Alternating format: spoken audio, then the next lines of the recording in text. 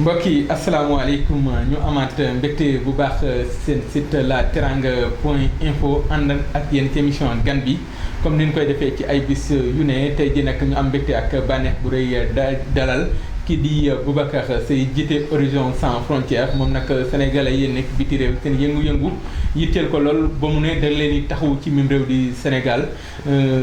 Boubacar ñu ngi lay nuyu. Oumar ñu ngi lay fay. di nuyu aussi ñi nga àndal ñëpp. di nuyu waa Sénégal yëpp. di nuyu képp koo xam ni immigré nga. yaa xam fii ci bitim réew. yaa xam aussi fii ci biir Sénégal. voilà di souhaiter que mu nekk une très bonne émission boo xam ni dinañ ci jàngat saafara ci lu bëri. lan mooy Horizon Sans Frontières ak lan moo ko tax a jóg wala pour Sénégal kese la ci tënk nga tënk ko. voilà donc. Horizon Sans Frontières mën naa wax ni mbootaayu xeet la tey boo xoolee xeet yëpp mu ngi juddoo Europe en 2006 à Madrid donc mu nekk une organisation internationale ñëw samp bureau Afrique bi ñu koy wax nag waxuñu nit ku ñuul waxuñu nit ku weex waxuñu aussi croyance philosophique ou religieuse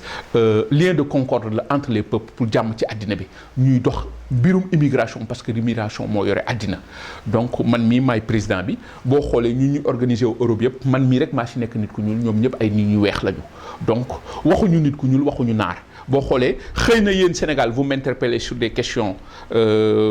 bu ay sénégalais doomu sénégalais di kii mais noonu lañ may interpeller au Maroc noonu lañ may interpeller en Guinée noonu lañ may interpeller en Europe sur des questions d'ordre général donc sur l'immigration sur des problématiques de l'immigration en général donc loolu aussi c'est important nekkul une organisation sénégalaise c'est une organisation européenne internationale xëy na dafa coïncider man mi ko jiite may doomu Sénégal am beneen casquette aussi ci immigration comme ni ma la ko waxee yàlla def na aussi j'ai la citoyenneté européenne donc ñuy dox immigration ci àddina bi. mais est-ce que du comme li dal yenn parti politique yi fii dal la est-ce que du yow doom gaa naan waa ji de moom moo fi nekk moom rek ngay gis moom ngay dégg. waaw ku mu neex nga wax mais yonent bi muy wax yàlla kenn la moom dong la woon. tey jii comme ni mu ko waxee sànq bis bu ay moyens ñëwee am na nag ay nit ñu baax ñu nekk ak man di liggéey mais man du ma sonal kenn lépp lu ñu fi def comme ni ma la ko waxee moyen amu fi c'est sous forme de bénévolat am na ay nit ñu baax ñoo xam ne ñu ngi fii ci dëkk bi ci bureau bi foog naa ni ñëw nañu Rewmi FM ñëw nañu fu nekk su ma doon kenn sax dama ciy sant yàlla parce que kenn kooku mooy indi lu nekk mais am na ñoo xam ne wax dëgg yàlla ñu ngi ak man nekk ci di liggéey seulement nag en matière de communication ñooñu soo leen woowee sax du leen wax le directeur Afrique de Horizon Sans Frontières c'est le docteur Ibrahima Niang le directeur de l'informatique à l'université kooku déjà boo soo demee université le directeur de l'informatique moom mooy le président de HSF Afrique kon xam nga kooku leer na ak ñeneen ay diplomates ak ñeneen ñu nekk ci bitim réew tamit di liggéey mais comme ni ñu ko waxee dañu ñëw samp si fii samp nag moo metti am na ñoo xam ne dañoo jóge woon Europe sax ànd ak ñoom mais bi méttee dañoo delluwaat mais am na ñeneen ñoo xam ne bis bu ñu yàlla dimbalee xam nga Sénégal ngeen baal ma xamuñu kaa ñu xeex kaa ñu lekk la ñu xam tey jii su fi xaalis amoon ñëpp ñëw. mais yàkkamtiwuñu maanaam lu sotti am borom. voilà lu sotti am borom mais nag jàppal ni am na ñeneen ñu fi nekk mais en matière de communication moom je crois que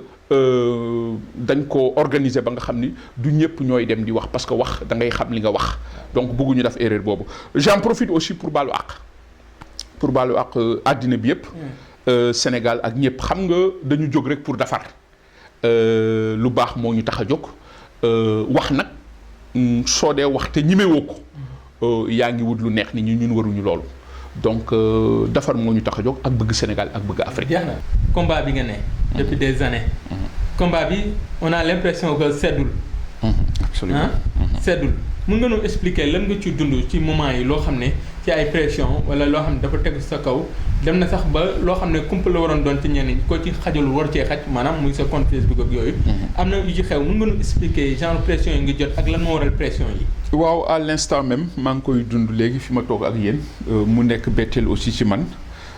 instant bi may wax ak yow ñu ngi pirater sama compte Facebook. pour effacer publication yi nga xam ni moom laa ci dugal léegi surtout ay xale yu jigéen ñu nekk Arabie Saoudite woo ma dem ci guddi nekk situation bu metti yàlla daf benn site web daat ko regrouper audio bi publier ko semaine bi passé nit jël na suma photo créer benn compte Facebook di ci woo ay xale yu jigéen di leen nax di leen jox ay rendez-vous ba moom li ko may sens sax beneen xale bu jigéen beneen xaritam moo ko ni kii de niroowul ak Boubacar Seye baat semaine bële passé créé waat nañu beneen groupe bu tudd Horizon Sans Frontières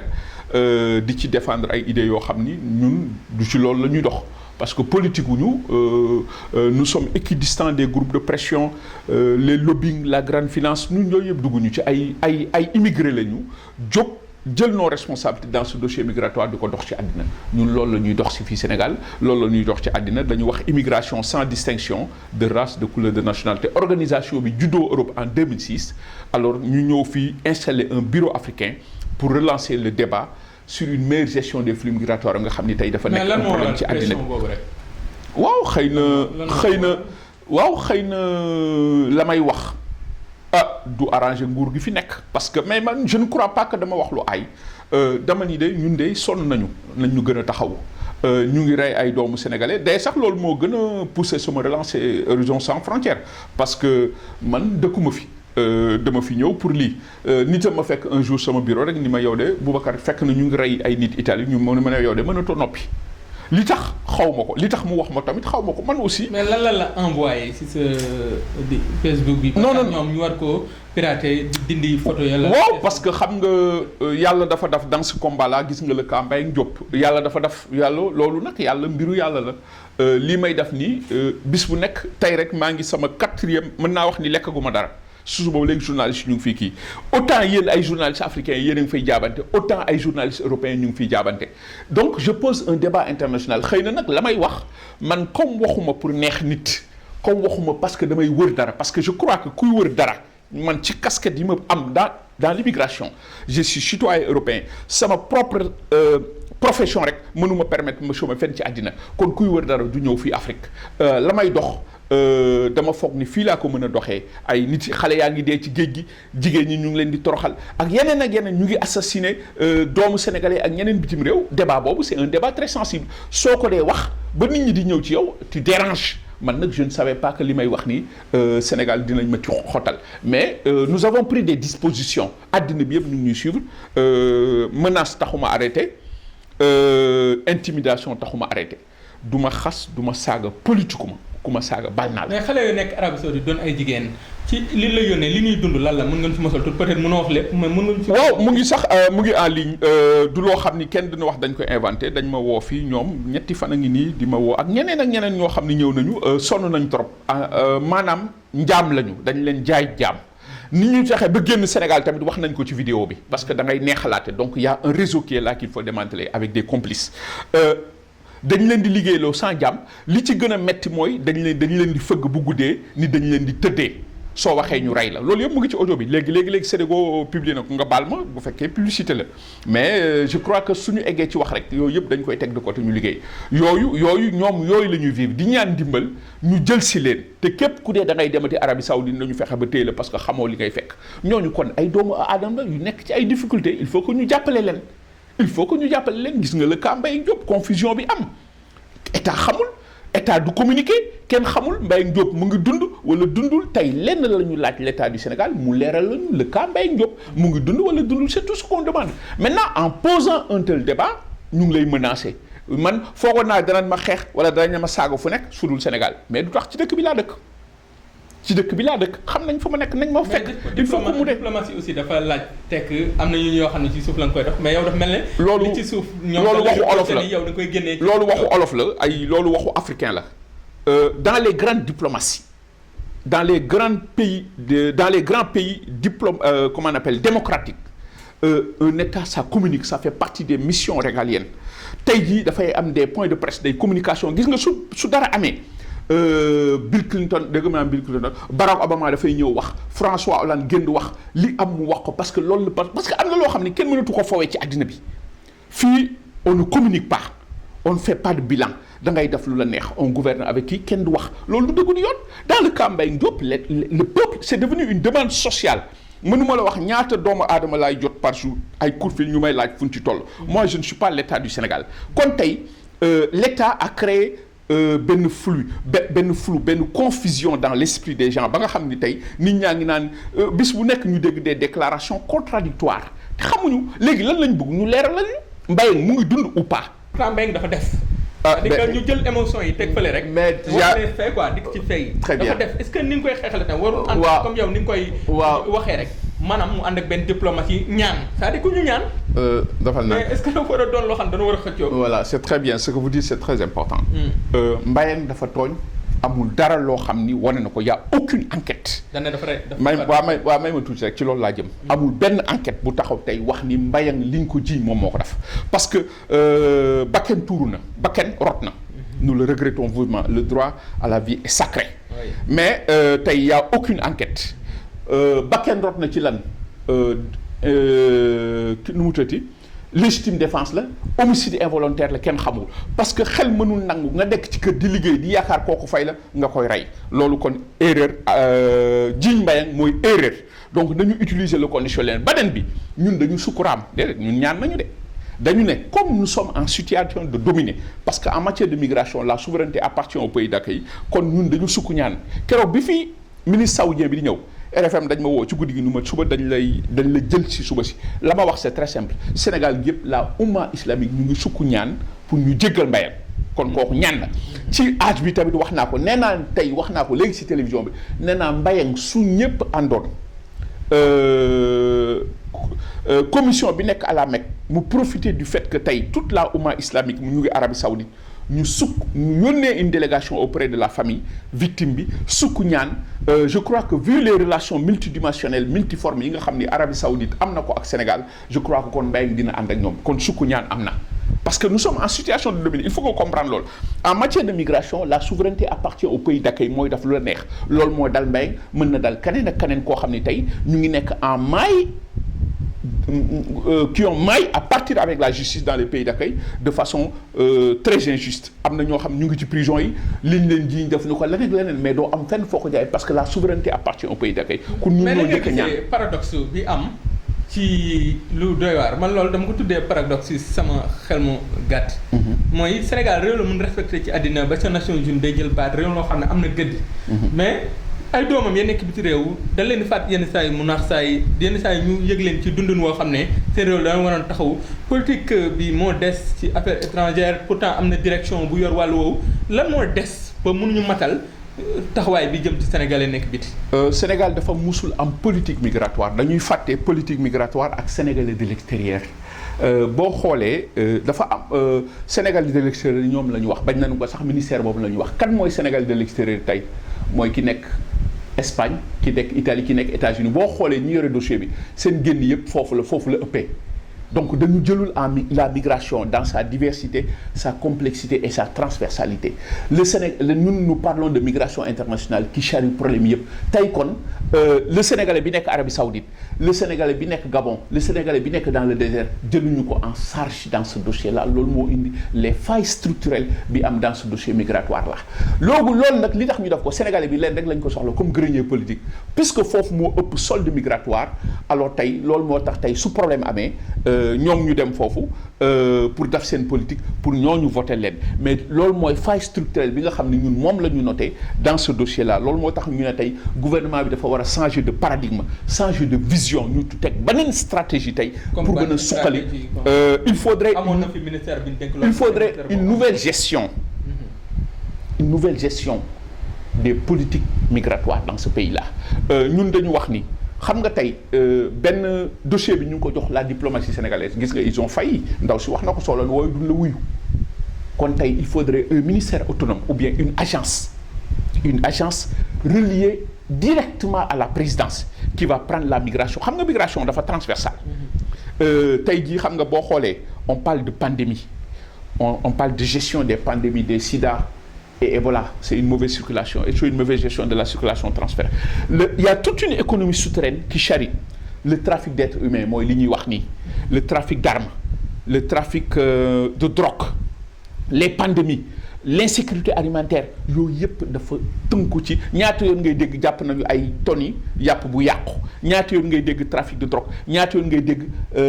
agression des armes qui circulent yooyu yëpp c'est la migration ba tax na je crois que changer de vision mooy sécuriser davantage les populations il faudrait changer la note stratégique c'est la proposition que nous faisons à l'État du Sénégal dans un pays boo xam ni pratiquement boo xoolee dans la sous-région c'est le pays le plus stable et 42% des migrations intra-africaines sont dirigées vers le Sénégal. Dans le domaine de l'enseignement supérieur, le Sénégal est devenu une mosaïque multiculturelle. École àdduna bi yëpp ñu ngi jàng ci Sénégal. La relation autrement exclusive que la France avait avec les pays francophones, ça se détériore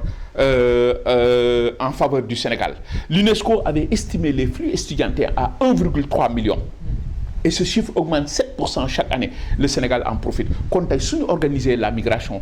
dëkk bu mel ni Sénégal dafay nekk un modèle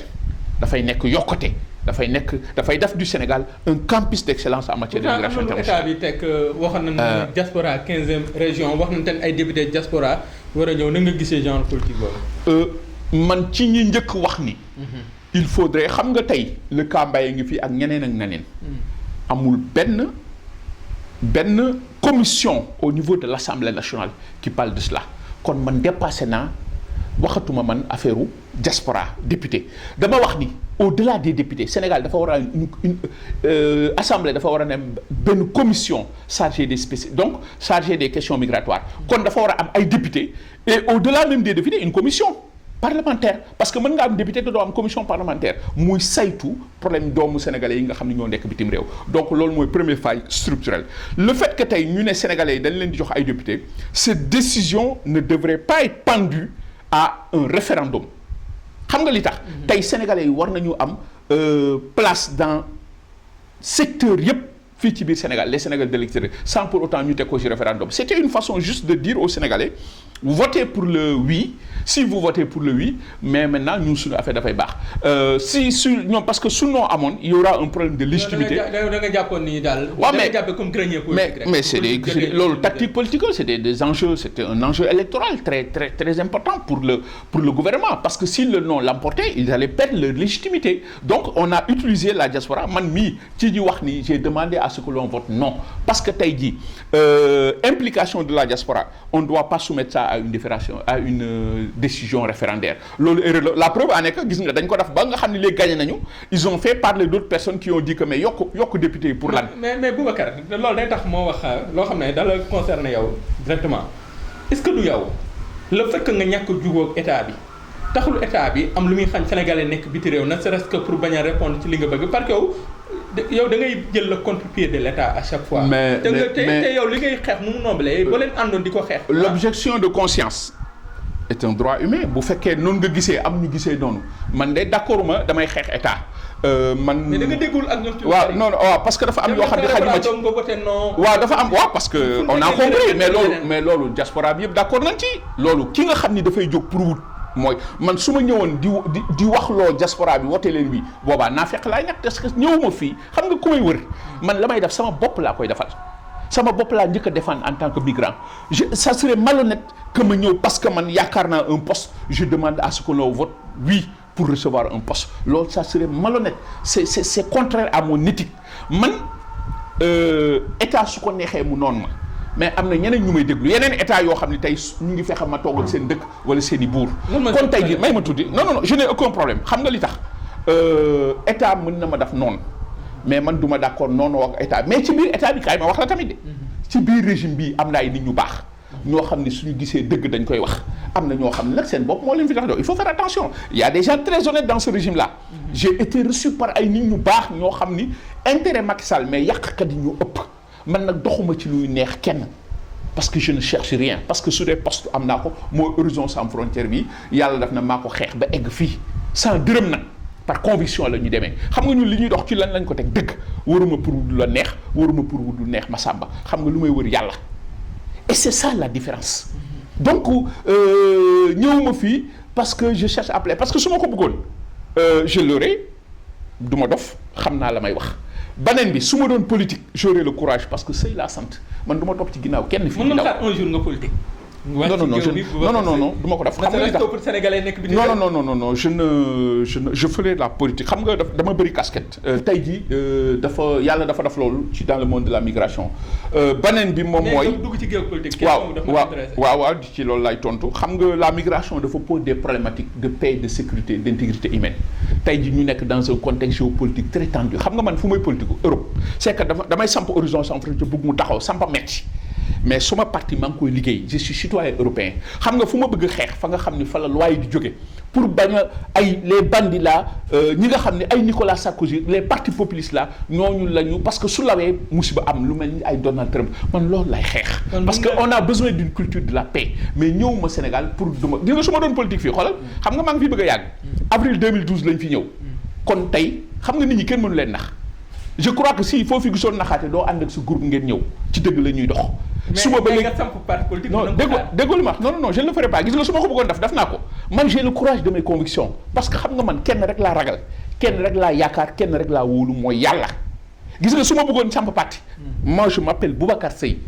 fii Dakar gii laa juddoo fii ci dëkk bi laa dëkk kon damay samp sama parti wala ni la man kat samp naa parti aw ma lu may laq aw ma lu may laqal vous m'avez posé la question je ne ferai jamais de politique ici loolu tax ma fi ñëw. je pose un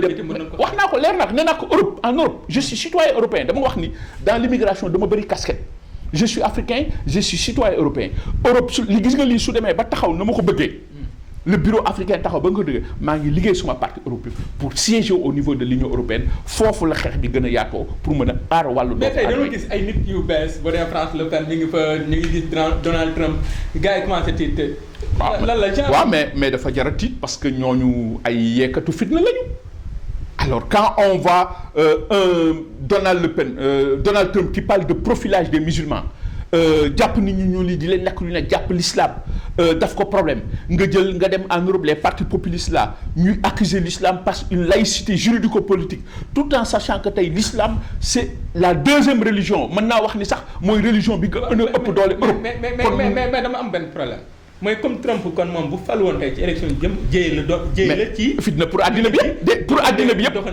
addina bi yëpp rawatina jullit ji ak immigré yi. danger la pour adduna bi. C'est un danger, il menace la paix et la sécurité du monde. J'ai averti les Nations Unies, j'ai averti l'Union européenne nañu jël les responsabilités les Nations Unies waruñu d'accord yenn yi ci àddina bi parce que lépp loo xam ni day yee fitna dañ ko war a bloquer. loolu mën naa ko wax accord de partenariat économique gis nañu koy xeex yow la ma sa gis. waaw mais loolu. wax naa mais loolu baaxul. wax naa la avec le Brexit wax naa ko fii ci conférence de presse le défi en Afrique c'est la résilience de notre économie et la préservation de nos ressources naturelles. xam nga li tax tey l'Afrique fait l'objet de beaucoup de convoitises avec le Brexit dafa waroon permettre à l'Afrique puisque tey l'Angleterre le Royaume-Uni dafa nekkoon un fervent défenseur des accords de libre-échange kon tey jii suñu génnee ñoom dañu waroon taxaat Afrique mu xoolaat tey tous ces accords là ñu xoolaat ko renégocier ko gën a sàmmaat aar seeni économie. mais problème mooy damay faral di wax man benn baat wala foofu laay jeexalee mën sa bopp moo gën. ñun dañoo mënul suñu bopp gis nañ premier ministre France bi rek bi ñu fi mujjee moom dafa mel ne day ñëw ñun daal dañuy jariñ mais bi ñu ñëwee waxuñu ñoom li leen di jariñ mais moom li mu ñu war a jariñ rek leen gis. waaw mais loolu gëmuñu suñu bopp. y a une faiblesse mënuñu suñu bopp. wax naa ko bërki démb nga jël dëkk bu mel ni France. mu am un déficit budgétaire de 72 milliards en 2016 laa la wax am une dette publique de 2148 milliards le taux de chômage supérieur à 10,9 je te parle des chiffres weer bii ñu nekk nii dëkk boobu tey su jëlee 92 millions d'euros di ko yóbbu ci Sénégal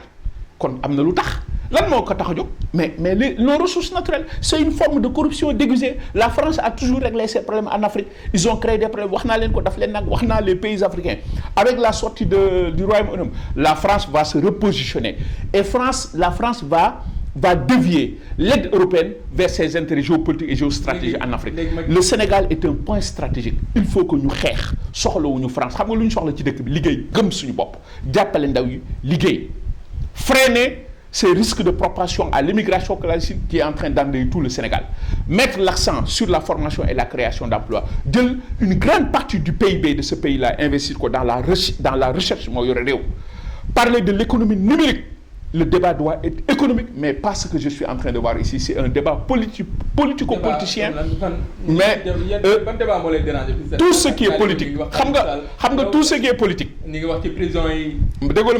Tout ce qui est politique est malheureusement polémique dans ce pays-là. Le débat devrait être quoi? Autour de l'essentiel. Moi, là, nan la njàng mi doxee, nan la nit ñi di lekkee, nan la nit ñi def su feebaree faju, nan la nit ñi def pour lutter contre le chômage endémique qui a des enjeux aujourd'hui sécuritaires, nan la nit ñi mën a def xale yi dootuñu dee ci géej gi, nan lañ mën a def pour jàppale jigéen ñi, nan lañ mën a def pour et cetera.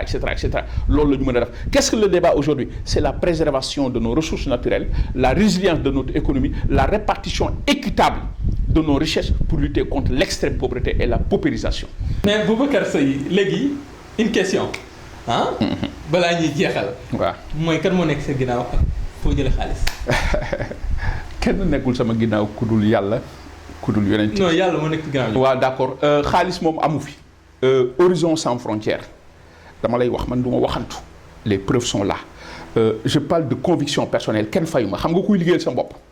moom laay def li ma def sama bopp laa njëkk a défendre.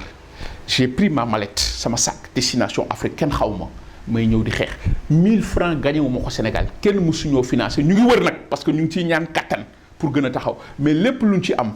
xam nga lan moo ñu ko may conviction ak dëgg. xam nga lan moo fi nekk non déggoo ma war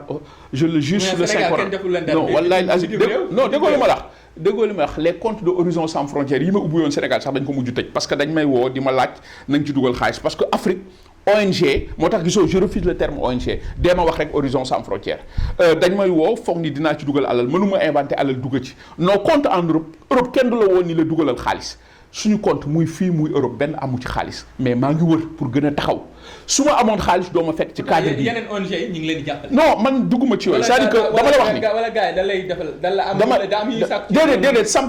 samp moo métti xam nga tey jii jàppale la waaw il faut que ngay def promotion yenn yi ay waaw góor jigéen voilà man dugguma ci yooyu loolu moo tax man la je suis équidistant des lobbies des groupes de pression et de la grande finance